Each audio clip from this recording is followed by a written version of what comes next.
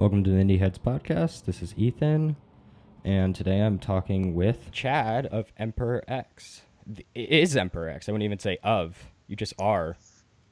I think of is appropriate actually, because sometimes I have people traveling with me. That's and it also it's Oh. weird to say is because then it sounds like yeah, it's like an identity or something. But yeah, hi, what's Hi. up? Um, I'm so glad we could talk. I'm a huge fan, and it's just really awesome to get to talk to you. I saw you. God, it must have been in January in College Park in Maryland, and I was blown away by the show. I had so much fun.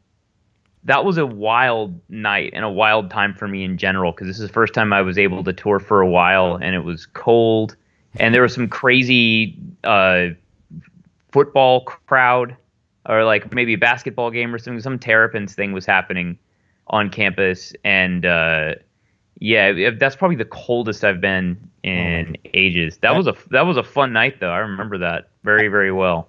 I think I took a Snapchat later that night and it said it was 18 degrees out. So definitely Ah, very cold. It was ridiculous. I had it was trouble walking brutal. to my car. I was like, this is painful, and I was 3 minutes away. You know, I actually found one of my favorite little memories from that whole like 2 month tour was on the UM campus in the Student Union Center. I remember there's this cool like kind of cooperatively run vegan vegetarian-y kind of sandwich place that's an alternative to Subway and McDonald's, Oh, that's and awesome. it's way cheaper and it's super healthy and it's in the student union. I because I spent like 6 hours before the show because I was working on some kind of project or something, and I was just in the student union center drinking coffee, and then I found that place, and it was rad, man. That was an oddly memorable day actually. Now that I think about it, I'm glad. yeah, That was it a was a good night. and they recorded it on the radio. I think if Yep. that was a radio show. That was a great night. Specifically my favorite memory, and I talked to you about this over email. But there's when you were playing the song Alu Akbar, Yeah.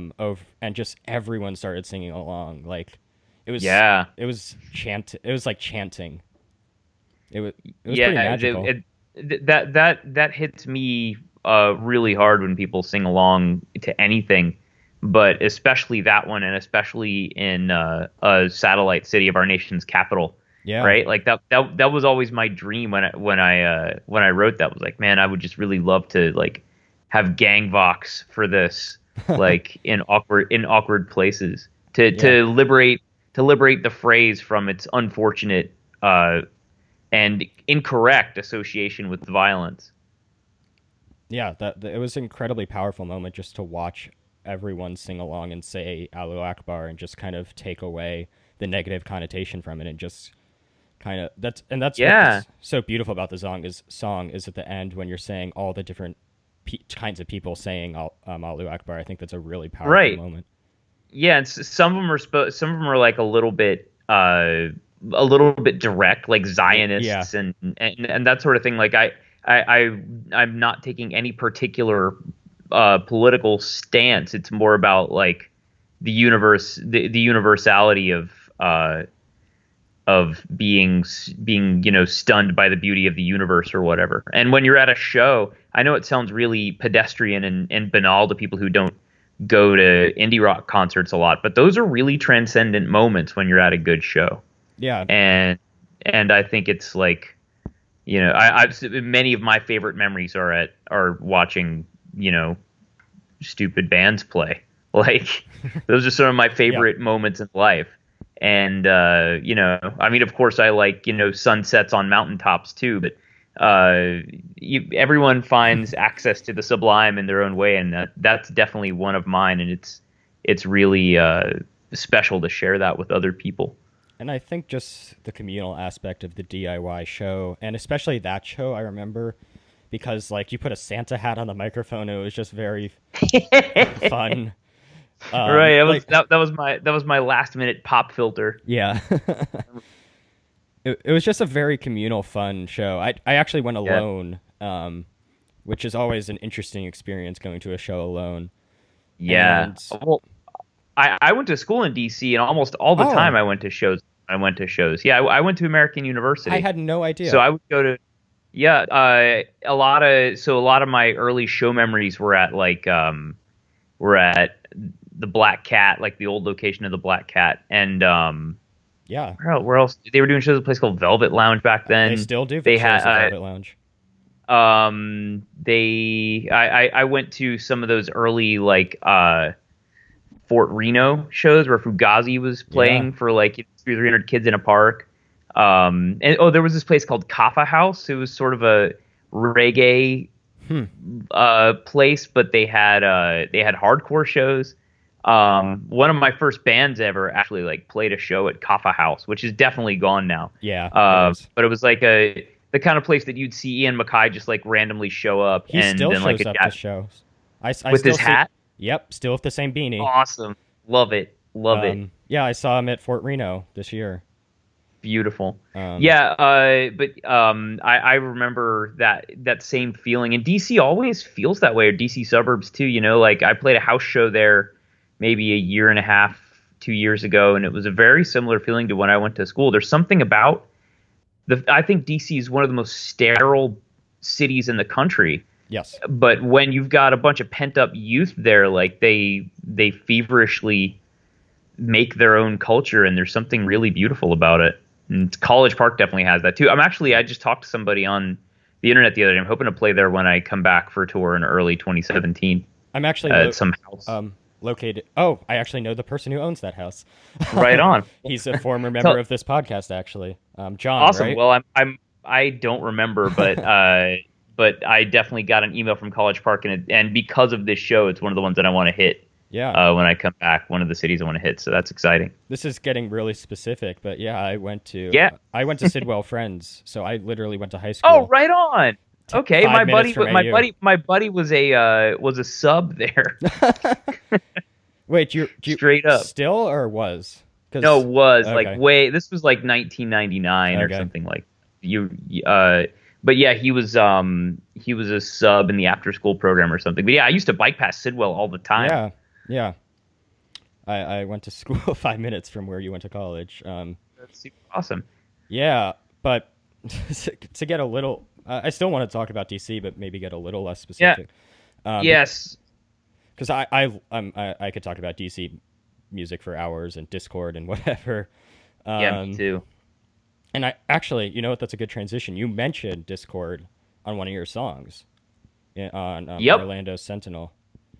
Yep. That's What is the purpose of that reference? Just because you like the bands, or was there a bigger idea to let me that? see that. So that was on Day Trader Stadium. I'm reminding in my mind because I have like my and to burn every copy of Discord. Yeah, Yeah, and yeah. the Discord record. Right. Yeah, yeah. So I think that song was just kind of one of the rebellious statements on that record. Every record has a rebellious statement or two or three, and there I think I was just I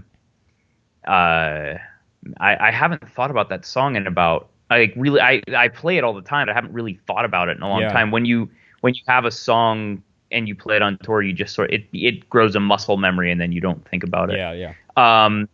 But I think that line was definitely a respectful reference, of course, but just also saying like you could burn all of those memories, you know, like burn every that like if you burned the entire discography, you'd still have something left, you know, there'd still be an unexpressible thing that would need to be expressed.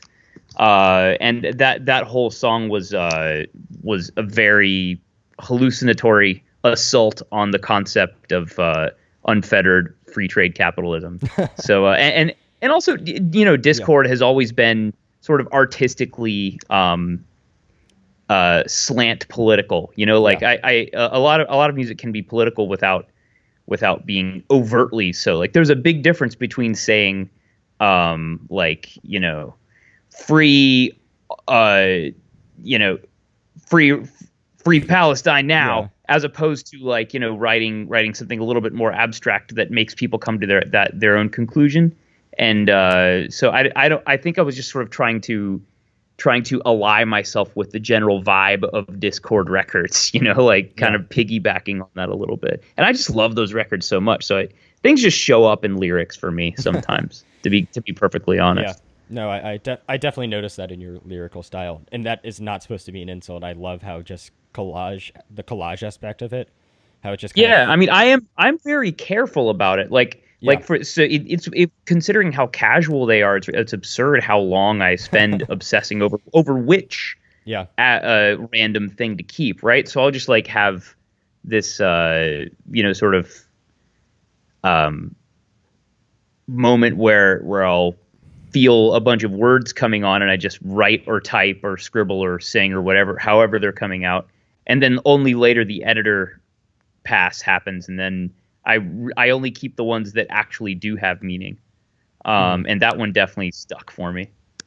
But yeah, it sounds sometimes it'll sound slapdash and random, but it's the least slapdash and random of the 800 or so other lines. Like every song on every record I've ever had has had, if there are 20 lines in the song, there are probably 200 initially. Wow. And I literally, part of my process is like writing on a piece of paper. I'm actually talking to you in front of a desk right now that has a bunch of little slips of paper on them for my next record, because I write out a bunch of words and then tear them up and move them and change the order and count the syllables and count the iambs and that sort of structural element and see which works. And so the initial creation is of the moment, but and stream of consciousness. But then later, it's really hyper obsessive compulsive kind of assemblage. So it's sort of a weird combination of random and completely deliberate. It reminds me of some of the better experimental films I've seen that kind of just don't make sense in particular. They don't come together with a story, but they kind of you feel something, you feel a theme. Like, I've teared up to Erica Western Teleport more than I'd like to admit, and like just like that song, it just kind of evokes the loss of a relationship or something around that, but it's not about a specific relationship. For totally. The listener, it's about the emotion. Or for me, or like there's definitely like there were almost none of those things were actual things that actually happened. Yeah, they were just sort of they were visual expressions of a feeling of loss, and that was also mainly because I didn't want to embarrass anyone, like we all have personal stories, and I think there's definitely a way to write about specific people in a way that's respectful and that doesn't embarrass them, but I just felt more comfortable being a little bit more approaching it indirectly is helpful, and then of course it makes it more universal too, right? Yeah, like it goes back to the Allahu Akbar thing. You don't want to say free Palestine. You want to lead somebody to the conclusion themselves. If that's the correct conclusion, even you want to take somebody down the path of feeling. If you're an artist, you want to lead them down the path of feeling rather than taking them down a direct rhetorical path. Mm-hmm. Even if you use rhetoric to generate a feeling, then that's great. But I think as an artist, you have to encompass the whole experience. And I think as opposed to just saying feel this way. Yeah, I'm sad. Yeah. And as much as I love so many emo bands that do that, I feel like your music it kind of creates the feeling instead of like, remember this time you felt this way. It's like, oh, you kind of experience the event without having experienced it. There's this kind of intrinsic empathy that's built into the songs. I mean, that's a really sweet thing to say. And that means a ton to hear, actually, because that's totally what I'm hoping for. That said, this is my process, right? So there are a bunch of different ways of arriving at this, and I some of my favorite songwriters are really direct, and like you can't misunderstand anything. There's no ambiguity in some of my favorite songs. It's just obvious. Like, okay, this person is writing about a trip they took on a bus. Like Jonathan Richman is a very direct and literal songwriter, and I love what he does. Hmm. And there are a bunch of women and men out there writing songs right now that are quite transparent and direct that also make me feel really, really heavy things. What would be some examples? I think of Courtney Barnett. That's my personal. Yeah, Angel Olsen Yeah, for she. starters. Yeah. Like, wow. And I mean, she's a bit abstract, but actually Yeah. more than anyone uh, who's writing music today, she seems like a descendant of Leonard Cohen. Hmm. In the way that like she can be specific but also sound beautifully universal. Like Johnny Cash kind of did this too. Yeah. And I know he didn't write all of his own lyrics, but he there was something about his participation in it, so I'll just put his name on it. Um, who else? I don't know. I've actually been listening to a lot of music without lyrics over the past couple of months, so I can't jump out there. Thelma on Tiny Engines. Wow. Okay. Like really, I don't know if you've heard their stuff yet, but No, I haven't. it's fantastic. Also on Tiny Engines, Adult Mom. I was about to bring her up. I'm a huge Yep. fan of hers, and I think she's a perfect example of that. Yeah, they've got it going on Yeah. with the very deliberate and very very specific lyrical techniques, but in a way that like it's kind of the other way, right? Like they start from a very specific place and then generate a universal feeling. Yeah. So I think there are a bunch of different ways to approach it. I think you can arrive at the sublime through a bunch of different paths. But yeah, those are, I guess, three off the top of my head that are really amazing songwriters that are bringing it right now. There's also this guy in Berlin, actually. His name's Tobias Crystal, and he's got a couple of different projects. Okay. And he's really, I mean, he writes in German, which is quite rare for a German songwriter, unfortunately. A lot of them write in English and quite badly. And of course, it's way better than any song I'd write in German. I mean, it's a big ask, right? To write in a language that isn't yours. Yeah. But this guy, when he writes in German, and also when he writes in English too, actually, surprisingly, it's that sort of combination of the banal and the sublime that makes for a relatable but transcendent song.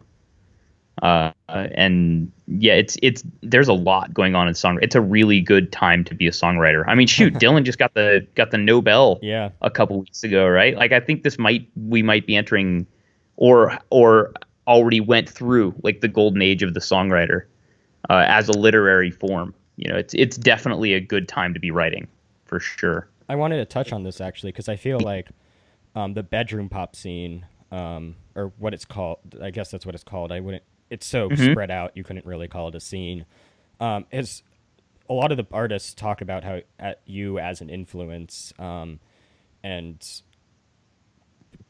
your music kind of has thematic similarities. I wouldn't say exactly music similarities, but I feel like that is what is some of the most interesting stuff coming out.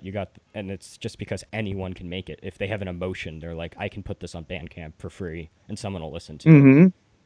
Yeah, or not, unfortunately. Like that's That is also true. a possibility. Very, very true.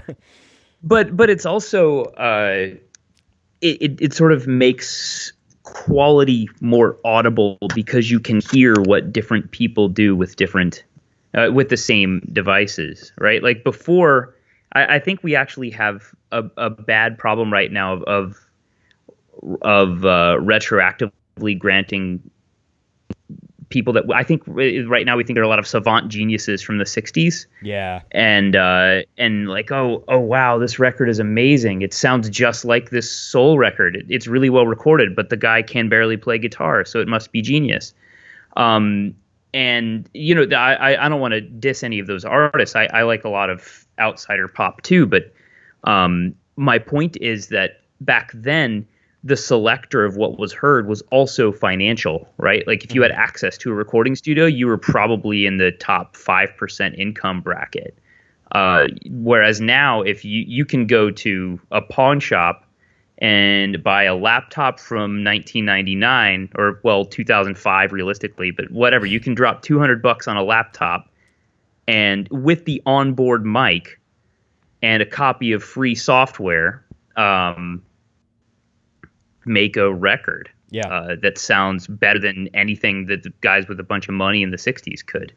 So it's really that it's like having a pencil now, so the quality of writing will have to go up because we just have more people doing it, which I think is a positive. I mean, it creates a harder job for the critics. I feel really bad for music writers right now because there's just so much stuff to sift through. Yeah.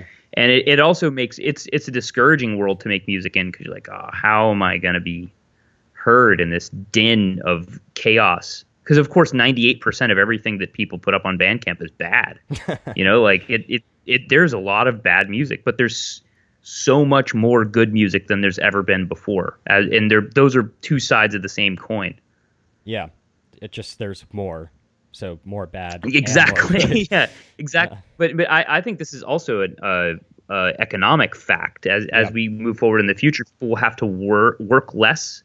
And we'll be forced to work less, actually, because of increased productivity. So we're going to have a lot more free time, a lot more affluence, and we're going to have to do something, right? Like you're gonna either see a lot more poetry or you're going to see a lot more crime. I think those are kind of our only. I think those are only two choices. Like universal basic income in a society of artist scientists. Yeah. Or a continual of this like Protestant guilt economy and violence. Yeah. I think those are only two choices. I prefer choice A. Are we going Mad Max or Utopia? It's just like Yeah. I mean, of course, it will be neither extreme, Yeah. but it's definitely it's worth considering when you're thinking about what kind of policies you advocate and what kind of future you want for your loved ones. I want to step back and talk about DC music for one more second. Yeah. Always. I'm sure our listeners, hopefully some of them will appreciate it. But as someone who is from the area, I've always feel like the motivation to create music comes from the idea that DC is a transient city. You come here to be a politician. Mm-hmm. You come here to work in government. And eventually retire back to Texas, the George Bush style. Yeah. And then go back. Once you've become president, you just start making paintings all day. So his watercolors. Yeah, man. yeah. That was a bit of a I've deep seen cut. that one of him in the bathtub. It's pretty dark. There's a bathtub? Yeah, there's a self-portrait of him in the bathtub. I missed that. It just shows his feet. It shows his feet, but it's like all great art, it's what it doesn't show that matters. Except when you have a giant statue of Donald Trump naked in the middle of Washington Square Park. Oh God! Did that happen? Yeah, I don't know about. Yeah, wow. There was That's also new. recently a Zoltan, but Donald Trump machine that would just repeat Donald Trump quotes. A Zoltan. Brilliant. My bad. Like the thing from Big. Yeah. The thing that the ask me button. That's cute. But yeah. So back to what you're saying about DC. Yeah. Sorry. And the transparency of the when I say transparent, I mean there's no placeness to it. But yeah. But there is. DC is definitely like that, but I think there are a lot of places in America that are like that right now. I think that's a trait, and part of the thing that makes a good scene is the ability to catch the moment and get the cohesive sense of place that is in every place if you know how to pay attention to it. Yeah, I'm currently in New York, and I feel a very similar vibe of people come here to do something. Oh yeah. Do you feel the same way about Berlin, or no? Yeah, for sure. I mean, this is a great place to be for a lot of reasons, but it is no escape hatch from the long-reaching arm of late capitalism. I mean, It's different here for sure, and gentrification takes place slower here, and that's a Yep. big advantage. Rent is far cheaper than any equivalently sized and amenitied city in the States. I mean, I live in the equivalent of the Lower East Side and pay like half of what anyone I know who lives in Bushwick pays. Yep. So that's not possible in America in a big city anymore. You know, I'd have to live in like a small town where I wouldn't be able to get around without a car, and I can't drive. So it's not possible for me to live in the States like it is for me to live here. So my reasons to move here are partly practical, but it's also very exciting because there are a lot of people moving here for that reason. But there's nothing about sort of depressing city in the European plains that it's not on the coast, but it gets the nasty Baltic weather. Like, there's nothing particularly inspiring about Berlin itself, other than the fact that there are a lot of people here and they found each other, and there's sort of this dynamic community of people that showed up here at the time. And then those people, of course, imbue the place with meaning. Yeah. But I think Europe in general does have this is a fundamental difference between the two places. They have a longer history, right? Like Yeah. Berlin's been a city since 600 years before America was founded. And it's a young city by European standards. There are cities on this continent that have been here for millennia. So that definitely does actually affect a place. And there isn't the same aimlessness that you feel in an Atlanta or a DC or a Phoenix. Yeah. Right. But I think in a sense that's an advantage for an Atlanta or a DC or a Phoenix, because it gives you access to the big nothing a little bit more. Yeah. You know, when you're in Europe, you have the weight of artists in America. And I think this is why so much good art came from the States for a long time. You're weightless, like especially from a place like Phoenix. Yeah. Right. Like, why is that place even there? It's there. It's there because a real estate mogul said it should be. Really? There is no reason for that city. I mean, I don't know the detailed history of it, but I thought it was a like, gold yeah, rush city. Is it? It was, but it's not 6 million people there for a True. gold rush. It was a True. it was a gold rush city when it was 250,000 people. But that was, I think, in the 60s or 70s, it was the fastest growing city on the planet, Wow. and now it's this mega city. There's no reason for that other than like somebody said, "Hey, it doesn't rain here very much. Move here." But it's also the hot word got. as all hell. I kind of love Phoenix, man. I think it's I mean, I don't live there, so Yeah. but it's one of my favorite places to visit. But yeah, this whole I think it's it also has a really great scene. Or I don't know if the scene is great, but I know that a lot of my favorite artists are from Phoenix. I'm It's trying like to Steven remember. Steinbrink, Andrew Jackson Jihad. Yeah. This guy James Glimmer, who makes some really good electronic music. I mean, there's really oddly good art coming from places like that. And you know, in a sense, to get back to Berlin, why Berlin works is Berlin is the European version of that in some ways, because it was bombed all to hell. And rebuilt, and so for a European city, it has almost no character. Yeah. But that lack of character became its own character. Uh-huh. You know, like one of the most iconic symbols of the music scene in the city is a rotting power plant that has become a state recognized cultural institution as a techno club. Wow. Called Berghain. So. Yeah, it's every place has that. I think the question is the time right for the people who live there to make art out of it? And that is true for some places and sometimes, and it's not true for most places and most times. It wasn't true for Jacksonville, which is where I was from. Poor place. I miss Jacksonville. But do you? Poor Jack. Yeah, I do. I mean, because it was a lot like DC too, right? It's a nothing place, but there wasn't a critical mass of people there to make it really gel in a aesthetically cohesive way. And in a weird way, because of that, I want to get to talk about Berlin a bit more, but I feel like Florida, because of things like the fest and all these like people who are scattered among so many parts of Florida, they kind of like have to find their own, and it becomes that. I think that's what really makes a scene, is when you have to find your own. Absolutely. I mean, because by the time it gets to be a Brooklyn or a San Francisco or a Berlin or a London, you're in there. There is a current of things, and you really that's where the unique stuff comes from. Is when I think you're off in your own little satellite cities. Yeah. But one caveat to that is things are a lot different now because back when this was true, when like Austin was weird and you had Marfa, Texas, and you had Norman, Oklahoma with the flaming lips, and you had all these like mutant places. But it was before the internet, Yeah. and now the internet kind of makes us all embassies of subcultural monoculture.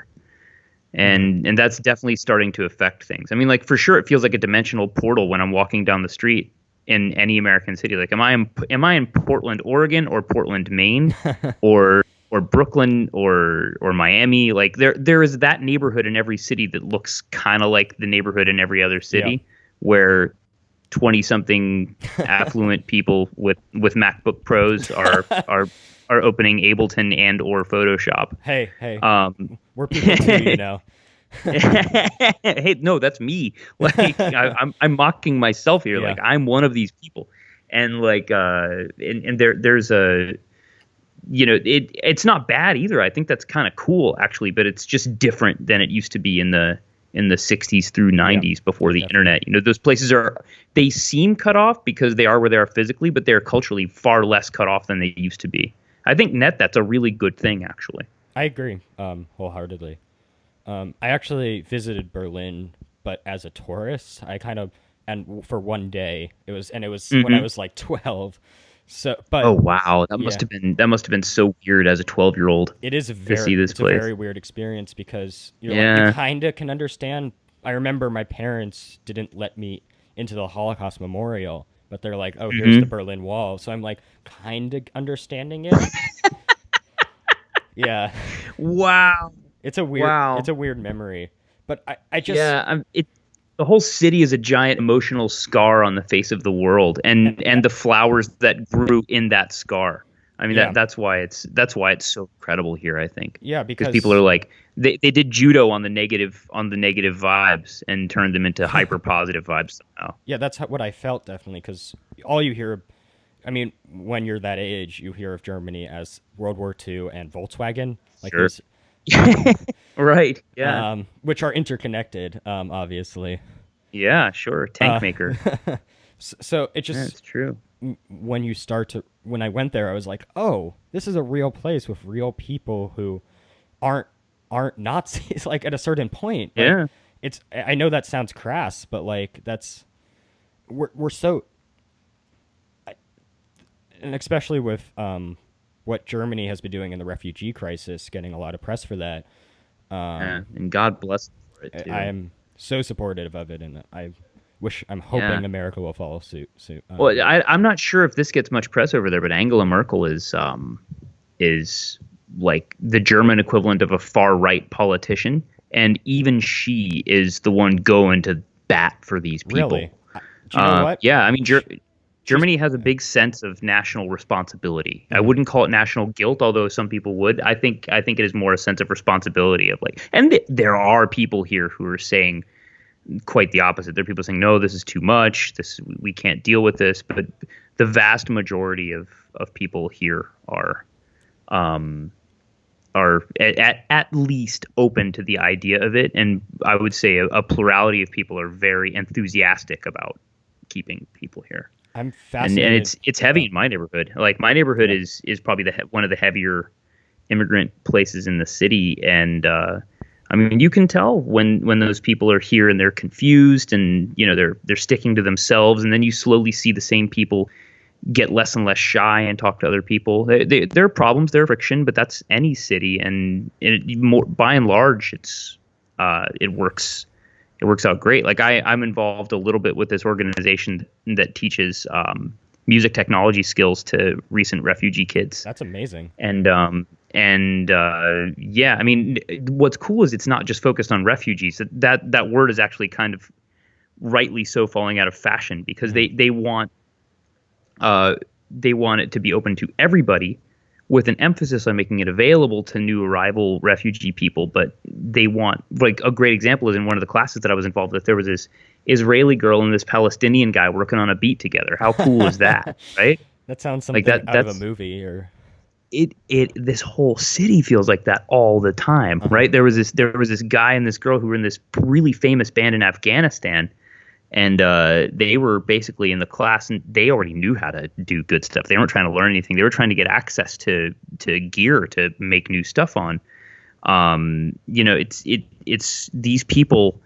When you give them half a chance, you realize, like, these are some of the most gifted people in the world, and you cannot turn your back on them. And if you do, you're just shooting yourself in the foot, because these people are talented, you know? Yeah. And that's just kids who want to make music, and say nothing of the scientists and doctors and engineers and lawyers. And yeah, it's foolish to look down on those people. Germany's got it going on with that. I got to give them props for that. And it's one of the reasons why I feel good about being here too. And it just makes the city so vibrant. Mm-hmm.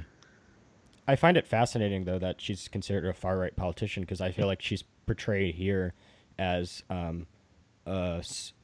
socialist by the Republicans and a role model as the Democrats. Like, I did not. I consider myself pretty plugged into things, and I thought she was very liberal until you said that. Yeah, no, her party's called the CDU, the Christian Democratic Union, wow. And they are the equivalent of the Republicans. There is one party that's further to the right, but they only poll like 5-10%. Mm-hmm. So yeah, it's really funny, because to bring it back to music, like, the musicians here are hyper hateful of Merkel, because what they don't like is the fact that she's being good to refugees, but then they say, like, yeah, but she's making concessions to the capitalist worldview that doesn't make any sense. And there's a lot of, like, aggressive post-communist thoughts here, which I do sympathize with perfectly, if I'm being perfectly frank. And yeah, there are leaders here that would be way better at it than Merkel is. But what I admire about her in particular is that even though she's right wing, and I disagree with her on a lot of those things, she has the courage to stand up and do something that's right from a human rights perspective. You know, and that's something that I will disagree with a lot of the German leftists. Like, no, I admire her for that. Mm-hmm. And they'll say, oh, she's opportunistic and blah, blah, blah, but whatever. But the musicians here, the reason I bring that up is because I love that they're there to criticize her. Yeah. Because it's so necessary, right? Like, I tweeted about this the other day because I was so obsessed with it. But I talked to this guy in Denmark on a tour once. Why would you be a rebel in Denmark? It's like it's a paradise, right? Yeah. Like, it was at this squat. And this squad, it gets money from the government just to have punk shows and be a flop house for punks. It's amazing. And I talked to this guy, like, what? So you still consider yourself rebellious? Like, you post these flyers, you behave rebelliously. Like, what are you rebelling against? And he said, I don't have to rebel against anything. I just have to have the habit of rebellion, was the phrase he used at one point. And then he used the phrase existentially rebellious. And he said, because society will be glad that we're here when they need us. I think that's so cool. And I think it's great that people are still using music as that, because I think when the time comes, and it will come again in history, that we need the organ of rebellion, in the body of society. It might be in a few days. Yeah, well, right, or a few months, or who knows? Yeah. Who knows how things are going to turn out? But I think it's so wonderful that that exists in such a strong way here, so much so that they're not looking at Angela Merkel and saying, like, okay, well, at least she's fine. They don't relent. They're like, mm-hmm. No, she's an opportunist. Like, it's just beautiful, and the music that comes out of it is so harsh and great. Like, there are all these nasty squats down by the ring, a couple of stops south of me here, and like, yeah, these people will not let up, man. Don't worry. Gentrification is almost impossible here in the way that it is in the States. These people, they don't let go. Mm-hmm. And I don't mean Germans. I just mean, like, the punks here. They're aggressive, and they do not let up. I kind of interested in your relationship with punk music because we just kind of discussed it earlier, but I feel like the new Mm, song, "Wasted on the Senate Floor," which you can get on yeah, all major music platforms. I'll do it for true. you, so you don't have to sell your Thanks, soul. man. No problem. Thank you. Is it kind of reminds me of a Ted Leo track, like a classic Hmm. 2000s Ted Leo. Yeah, like Bomb Repeat Bomb. That's one of my Yeah, favorite songs, and that was a deliberate inspiration when I was writing this. Actually, I love his music. Um, but yeah, I mean, I definitely don't consider myself a punk musician or a yeah, punk at all because like those people have a dedication to like a certain way of life that I can't. I'd be a poser if I claimed that, right? yeah. But there is definitely like my relationship to punk is ideological, you Hmm. know, like and that comes out sometimes in the music. Like I've definitely played spazzy, speedy things before, but this time I went way over the top because it was so fun to do. I was It's a hanging out fun with these song. guys here. That recording is mostly live Hmm. instruments. Like, you know, of course there's a bunch of overdubs, but like the Yep. spine of that song is live, and that's very unusual for one of my tracks. And it's because I was hanging out with these guys over here that I met at shows, and they have this basement studio in an old factory in Vetting, and we just started playing this song faster and faster and faster, and it never got less fun. Yeah. You know what I mean? Like like eventually it just sort of like it gets ridiculous. The song was way slower at first, Hmm. and it just gets ridiculous at some point. But it never really felt ridiculous. So we just went No, nuts and added a ska part and a melodica solo, and the horns really boom! bring it together. I think it just kind of. I'm trying to. There's a It's a track that first for my music, that's for sure. it's so much fun though. I feel like it. I'm glad. Um. Okay, I'm gonna do a bit of armchair psychiatrist here. Maybe I don't know. It might. Mm. I Uh, am laying on a couch, so that's appropriate. um. We can be a New Yorker cartoon. Um. Great. But I feel like Western Teleport was kind. It had a lot less electronic aspects than Mm. Orlando Sentinel. It had, Sure. and the production, I think, is a lot cleaner than on the Hmm. Orlando Sentinel. Not, I love both records. Don't get me wrong, and they're both great for their own reasons. Um, but I feel like this is kind of a return more to the sound of Western Teleport with the more Yeah, a acoustic bit. sound. On this track, yeah. But there the record does go a little bit all over the place. It's got a lot of acoustic stuff. There's definitely some stuff that sounds like Western Teleport Part Two. Hmm. But then at the beginning of side B, there's this giant wad of ambient electro with guest vocals by Steven Steinbrink that people are going to have to figure out how that fits in. So like so yeah, it's definitely I would say if you put Orlando Sentinel and Western Teleport in a blender, you'd come out with Oversleepers International. Um, and yeah, I think a big part of it for me is just what is at hand to produce music on. Hmm. Because it's quite rare that I wake up and like I know that this song needs to have strings, a tuba, and 8 verses. You know, like things are often assembled and recorded in the same way that I write. I just throw things at a wall and then spend forever etching all of the garbage off. Like a great example on this record, I wrote one song entirely on an OP1 synth Hmm. and then laid it down and then added acoustic guitar because I thought it needed acoustic guitar and then removed the synth. So all it is acoustic guitar and vocals now, right? But it was written on a synth. So this sort of process happens that does happen quite randomly because it's like, well, what's in the room at the time? Because usually whenever I'm around at a party or whatever, I usually have a backpack with recording gear in it. I will often disappear into the basement and or closet and like write a track.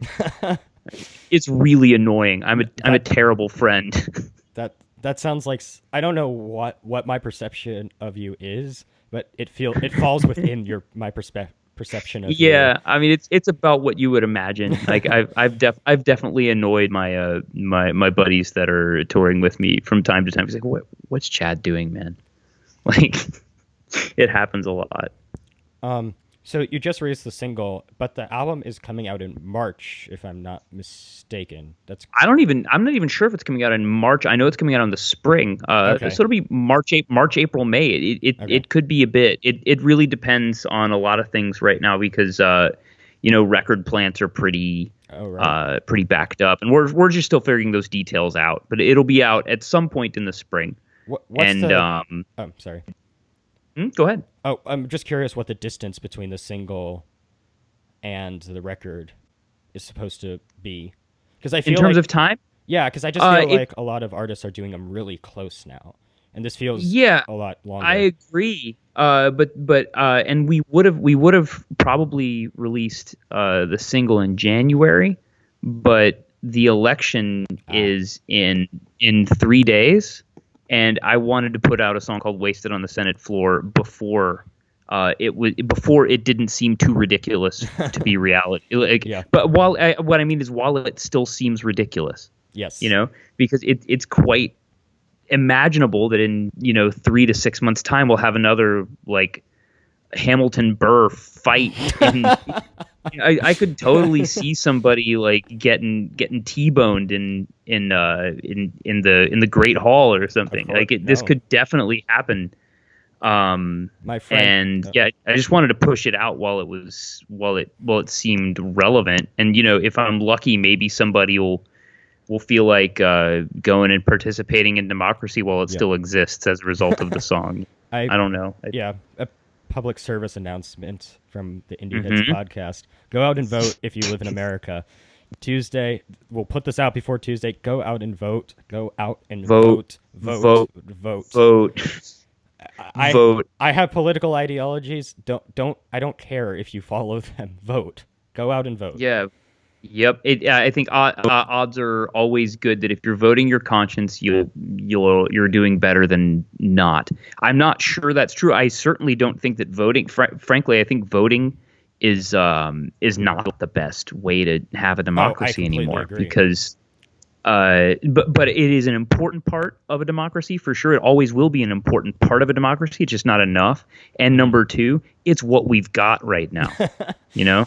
Yeah. Like I'm a crestfallen Sanders supporter who is enthusiastically voting for Hillary Clinton because Bernie told me to, and I know a lot of people who aren't, because they have standards and ethics, and I respect them too. I respect everybody. I just want people to participate.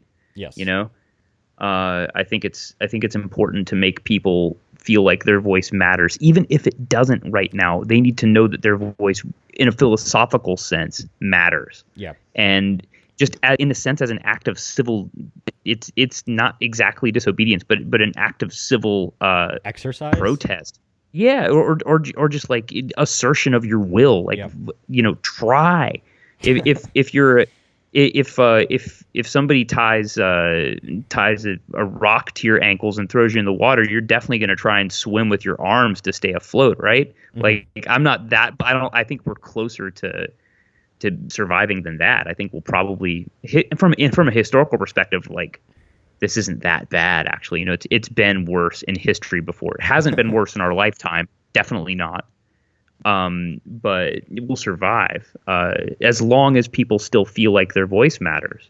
That's the scariest thing is if you don't get what you want out of this election. If you're a Clinton supporter who sees Trump being elected and you think that that's the end of the world, then it will be for you. Like you have to look at the result. If you're a Sanders supporter like me, who's crestfallen about having to vote for Clinton, but that's you survive to live another day. You just have to go make your voice heard. Yeah. I completely agree. It's why not just go. Mm-hmm. It can't hurt. Do it. I mean, Do unless you have a job that makes it hard to go, then I understand.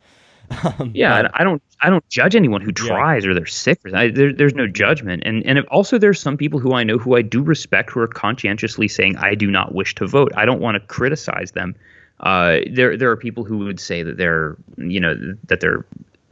shirking their duty. I think you're only shirking your duty if what you're doing is unintentional.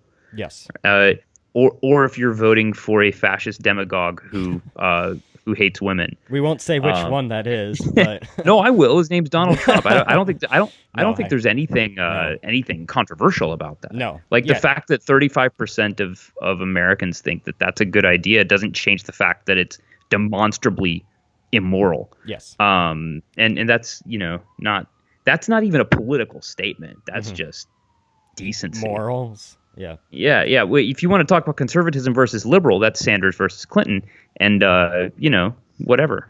Uh, just give me a decent world that isn't blown up and doesn't have a bunch of oil spilling into the ocean, and I'll be fine for 4 years. Just like please let that happen. It's actually not easy to vote from over here, hmm but there are ways. So there's a lot of stuff, a lot of ways that you can vote from abroad. So if I could vote from Germany, whoever you are listening to the podcast, you can get in your Volvo or your Prius or your bike and go to the polls, man. Do it. I did an absentee ballot. I got my ballot mailed to me. I just had to. I Nice. had to mail something. I had to mail something back. That easy. Yep. Um, It's not that hard. It was pretty wild, man. But so mine was absentee too, and I had to like basically tell my folks how to vote because it came to their house, right? And I had to tell oh, my folks how to vote for me. huh. And so it came down to that. But I'm a proud Florida voter. Um, I I just want to correct a misconception you had when you were in Maryland. You said that you said you were at least wasted on the Senate floor on the Bernie comp, which I did buy, and it's a very good live recording. Um, Yeah, yeah, we that's a really awesome comp to a bunch of yeah great tracks on it. yeah. I just want to correct that. Definitely a big Bernie supporters in the area, or were and are in whatever fast or whatever way we still are. Mhm.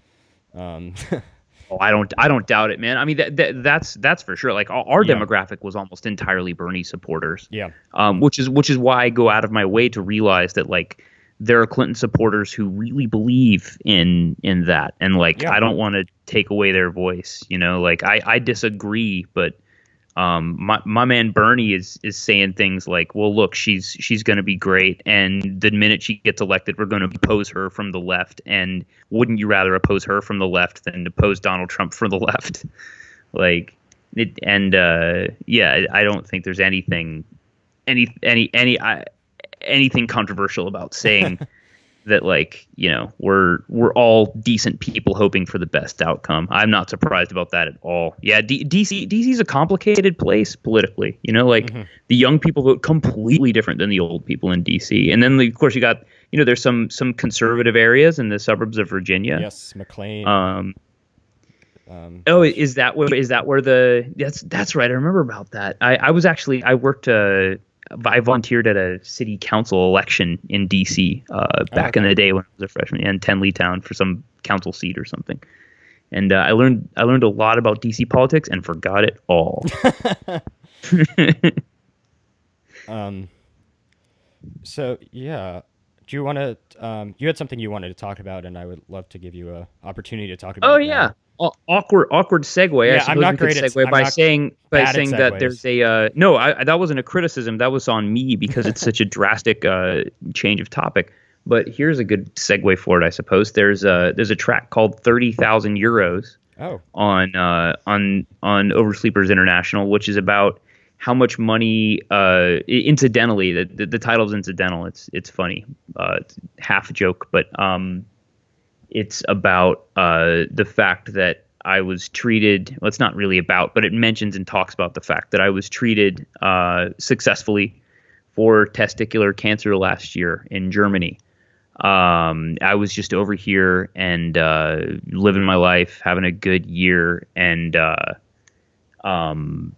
felt something kind of weird down in the testicle region and ignored it for a couple months because it didn't feel that weird, and that was a big mistake. And not that it would have been easy had I gone sooner, but it wouldn't have been this hard. I was in the hospital for about 6 months. I needed 2 surgeries, and I was not. You might have to edit this out, man. Sorry, there's a phone call back here.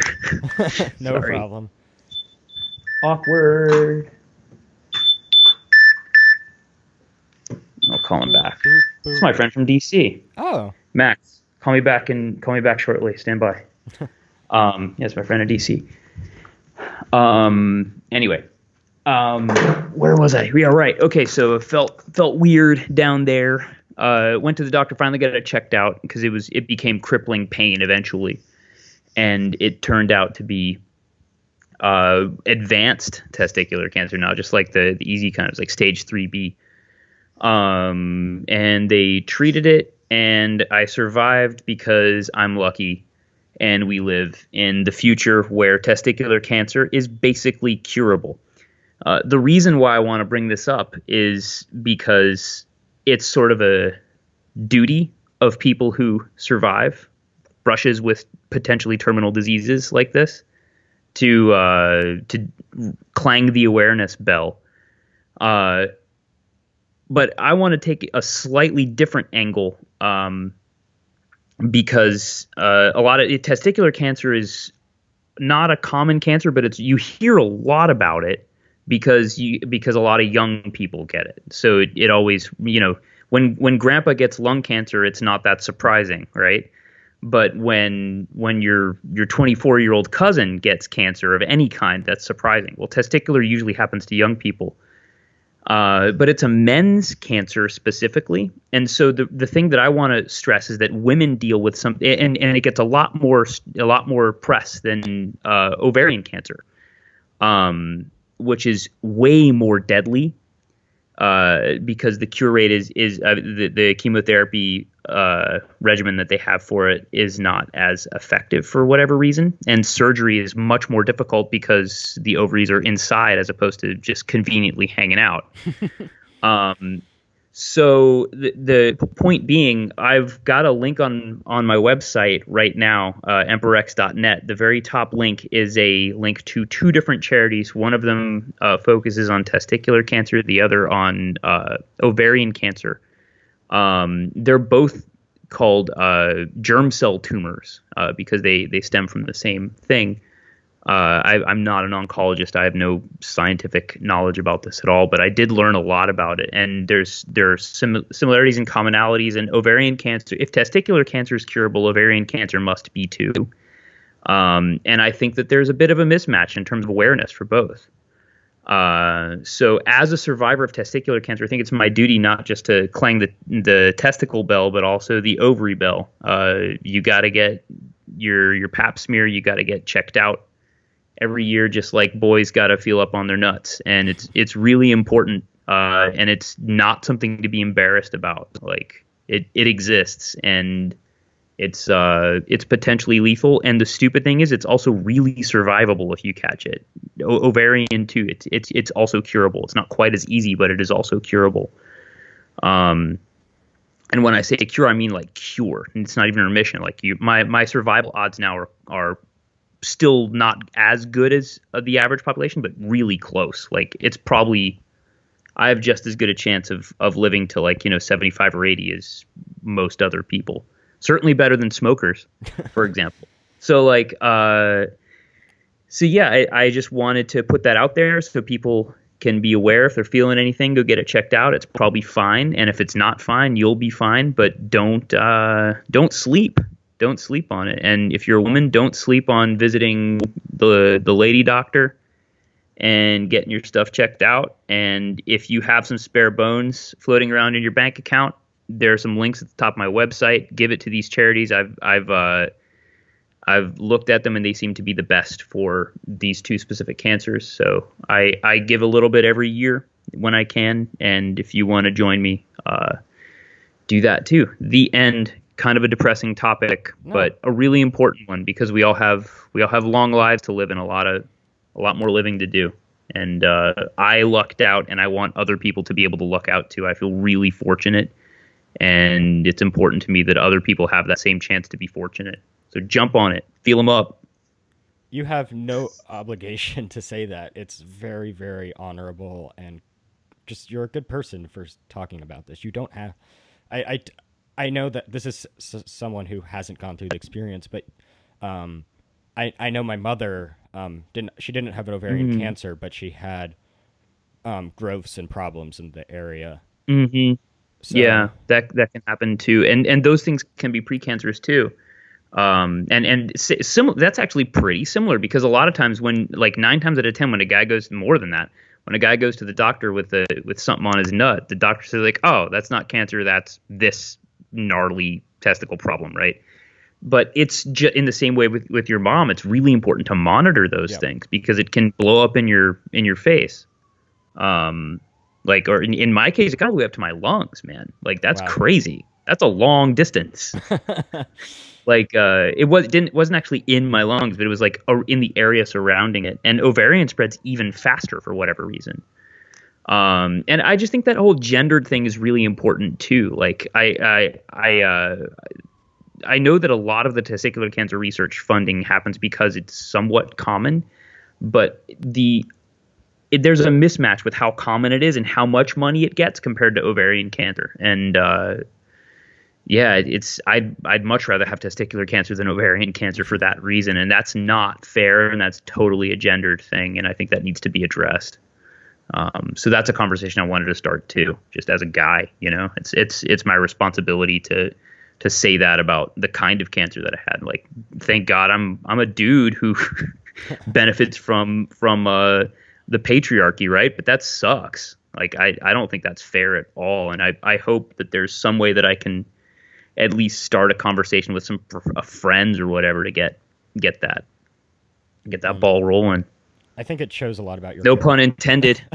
Get it? I got it. I Get that ball rolling. Come on. Should I say? I'll add a rim shot in post. Don't worry. Yeah. Please do. But bump.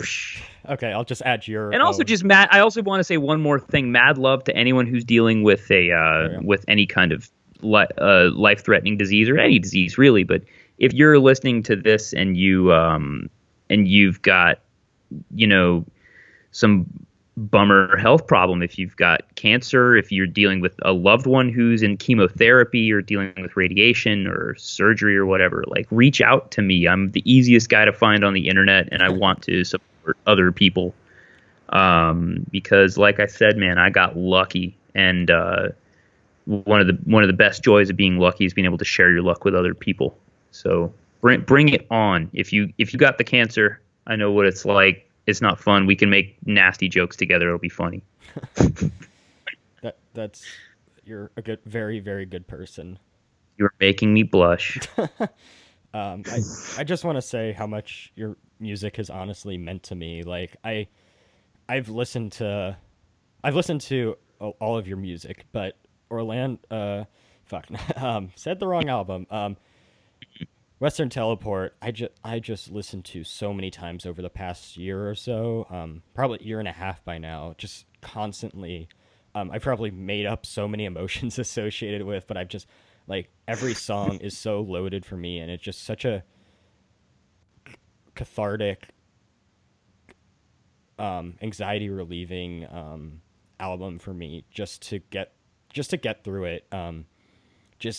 It just makes me feel better, and there's nothing I can say more. I think that would. There's nothing that any musician can hear that is a nicer thing to hear, or anyone who makes anything creative, because it sometimes it feels absurd that you spend your life doing this sort of thing, but when it means something to somebody, it means a ton. Like, as much as it means to you, it means more than that to me, that somebody's like appreciating that, like, that's a real connection. And Yeah. thanks, man. That means a lot. Yeah, I've probably listened to it honestly more than any other album since I've discovered it, and it's been really, really important to me. It's helped a lot with a lot of things. I wish you could see how insane I looked during its creation. I was living in a rehearsal space in LA, like wearing these like messed up unwashed women's workout pants and like occasionally coming into the sun for some tacos. It was a rough time, man. Please send this podcast to me in 2010. That would really give me a pickup. Do you think that's why it is the album it is, though? No, No? absolutely not. Absolutely not. Because the record got, I was writing all the songs around when it was like that. It got better after I was able to improve. Yeah, like definitely living in squalor is not a creative impetus for me. There are people for whom it is a creative impetus, but no, those were dark times, man. They were great times too. They were really fun. I met a lot of wonderful people and had a lot of great times. But, whew, yeah, I wouldn't want to write that record again. So I'm glad it was worth something. I'm glad that you feel like it was or something. Yeah, totally, man. I So there's a question I've been wanting to ask you since I first started listening to your music, and because I what I would do with this album is I was doing some volunteer work, not because I wanted to, it was a requirement for a school. So don't I'm not noble in any way. Um, and I was driving to the place every day with a friend and driving back, and we would just put on Western Teleport. And the song, and because Erica Western Teleport is obviously the first song on the album, Hmm. we would hear that constantly because not we wouldn't always get through the album every time. Sure. Um, Traffic fair. if you learn one thing from this podcast, traffic varies. Don't forget. Yeah, very true. Um, there's a line on it that I've been kind of obsessed with, and that is "Don't think of her porous membrane." And Hmm. I just want to understand where that line comes from, if there is a direct place. And I There is Okay, Battlestar Galactica. okay, Yeah, so there are these. Did you ever watch it? Did you I ever have see not. I'm talking about the 2003 reboot. The one from the 60s or 70s or whatever is garbage. But well, it's got some moments, but it's not I know the good basic art. premise, I think. Yeah. Okay. So there are robots that look just like humans, and they have slaughtered the entirety. Humanity lives on like this 12 planet system of there are like 12 billion of us. We're doing really great, but we have these robot slaves. The robot slaves rebel. We have a war. The war is a draw. The robot slaves go away to some other star system.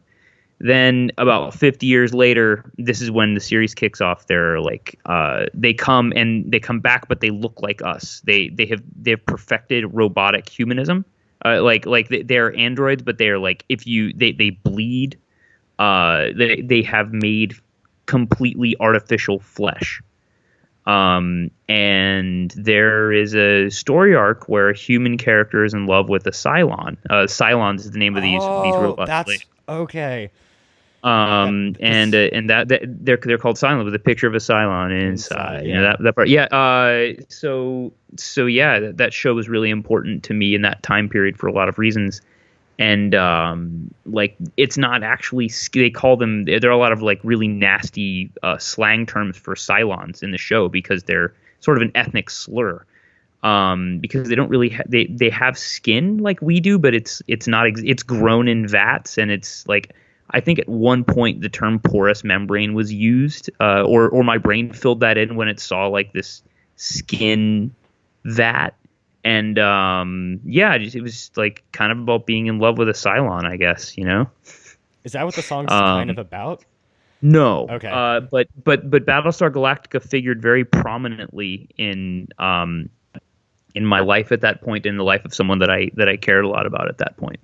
Okay. So yeah, it's kind of a touch point for that, but also it's just kind of I don't know, it's kind of a tender image to me, like it's kind of biological and a little bit scientific sounding, but it's also really like I don't know, it's specific, it's intimate, and it also sounded right there. Um, That's the main thing. Just it sounded musical, so I popped it in there.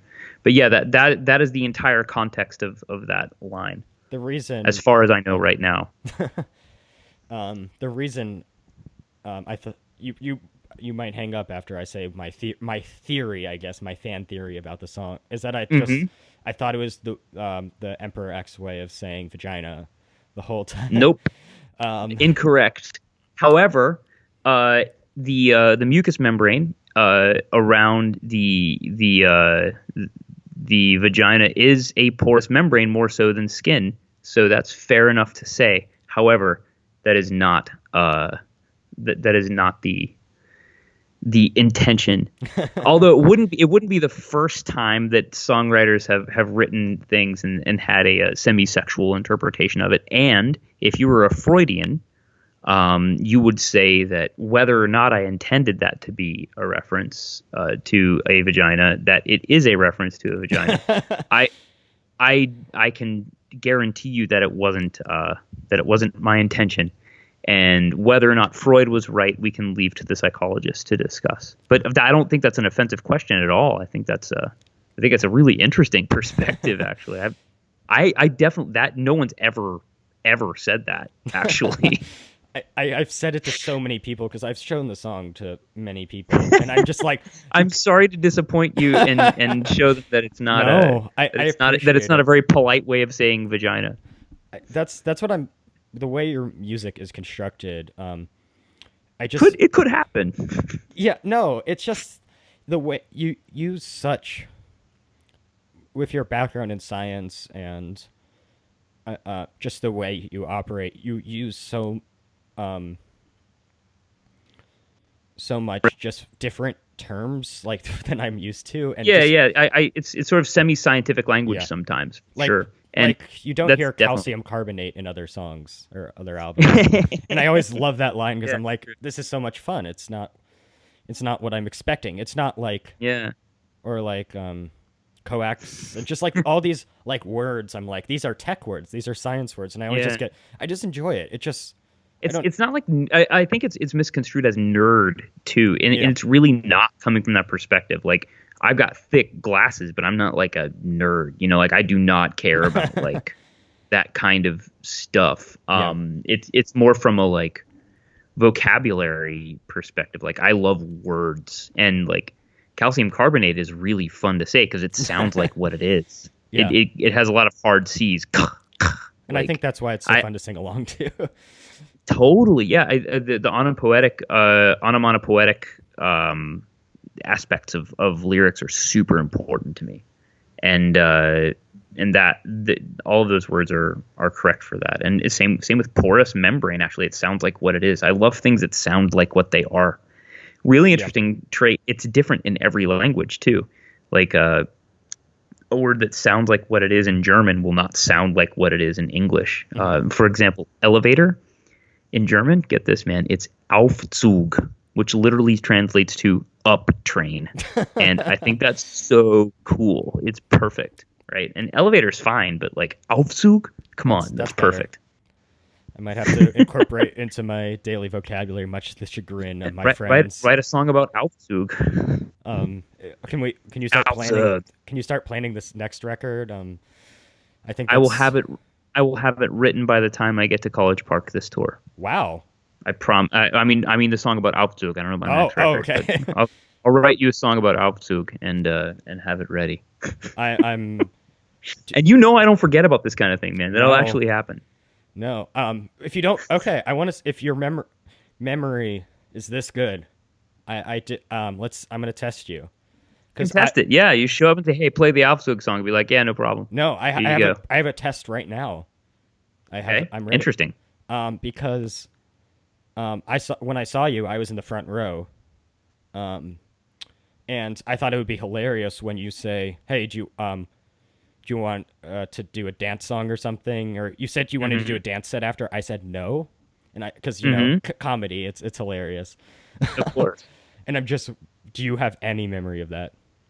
No, I do not remember that at Okay, all for the best. because my interaction with audiences is like autopilot. Okay, Like I sometimes I don't know what's going on. Like interaction with people before and after is very deliberate, and remember that almost always. hmm Although like when you play a '60s show tour, it becomes it does blur a bit. but when I'm performing a show, like I don't know what's going on for about an hour. Like I might as well be on drugs. Because like I seem coherent and like I am, but it really is a kind of survival instinct. Like there's so much adrenaline and like awkward vibes and music, like having to focus on musical details. Like sometimes my guitar goes out of tune. Like sometimes wires fall out. Like I don't know what's going on up there. So like it's all jazz. It's all like happening, and I don't know what's happening until it's done. Which is why I never know if it was good or not. It was good. That show was good. I can promise you that's good to know. I can't say about any of the shows I haven't seen, but the one Right. show I did, and based on that one show, I would doubt that that it would be an unpleasant experience to see you. It's happened a couple of times. I guarantee you that. I guarantee you. But yeah, every musician deals with that differently. And no, of course not. And if I did remember it, I'm certain I would remember it as like friendly banter as opposed to like hostility. Like I have dealt with I have dealt with hostility before, and it is not that. Now that you I have a bring lot that of up, good hostile audience stories. I have to ask about what could be hostile at an Emperor X show. Like that's so fascinating to me. Well, one time a cop came in the middle of me saying Allahu Akbar in Israel. Oh, That didn't go over well. There were some IDF guys in the room. They all left. That didn't go over well at all. Let's see. That wasn't hostile because they didn't say anything mean to me, but it was definitely like passively hostile. I don't know, just you can imagine it, like random smoky bars full of rednecks who don't. Oh, this was very aggressive. Like I played this football bar in Sarasota, and like it was like 15 or 20 indie kids, and then like 20 or 30 like guys trying to watch the Buccaneers or something on TV. So I was I had my wireless synth, and I was like going up to them and singing in their face. And my dad was there, and he was like, my dad was totally on team me. It was awesome. That's great. But it was really confrontational. Like it can get super hostile sometimes, but in a really fun way. Like I will say this, like a show that I'm not enjoying is quite rare. Like I don't know if the audience is enjoying it, but I'm almost always having a blast. So if the audience is starting and like as liking what I do, then odds are that we'll all have fun together. I think that's the important goal, right? Always. That's what life is about. Having fun together. Totally. Indeed. That's a great note to end on. Yeah, that I'll see you in a couple months when I'm in College Park, man. Or New York. Don't depends where. Oh yeah, that's I'm right. at. You're in Brooklyn. Yeah, that's right. You're in Brooklyn now. I'm lower Manhattan. Whatever. Lower It's all good. Sado. Okay. It's okay. Understood. Depends where I'm at the moment. I'll keep in touch. But it was a blast Right on, talking man. to you. And Likewise. do you want to just like lay out everything, like Twitter, Facebook, where you can get the single, all that jazz? I imagine there are links. I imagine there are links associated with the feed burner or whatever. Whatever they do we for can do podcasts nowadays. Yeah, just pop the links in there. just Google Emperor X and ignore all of the snare drum heads, or Google Chad Matheny and ignore all of the people who look like conservative redneck firefighters. And you will That's an find oddly specific type of. there Chad are Matheny's. because there's an odd. Look them up, man. There are a couple of Chad Matheny firefighters in the South. It's a thing. Okay. Surprising, right? That's a very. Yeah, it's weird. I don't get it either. Okay. Yeah, and then another Chad Matheny who died of a drug overdose. May he rest in peace. And like, yeah, it's a weird. It doesn't sound like a common name, but like. And by the way, this is totally me outing myself for having Googled myself, which is an abject horror. Everyone has Googled themselves. Well, Everyone. yeah. No one knows who I am, and I've Googled myself almost daily. It's the best form of procrastination. Yeah, that's so true. And I think I'm the That's so only true. person with my name, which is very weird. Congratulations. That's Yeah, quite odd. yeah. Maybe I'm not, but I'm the only one with an internet presence, which probably means in this day and age, the only one.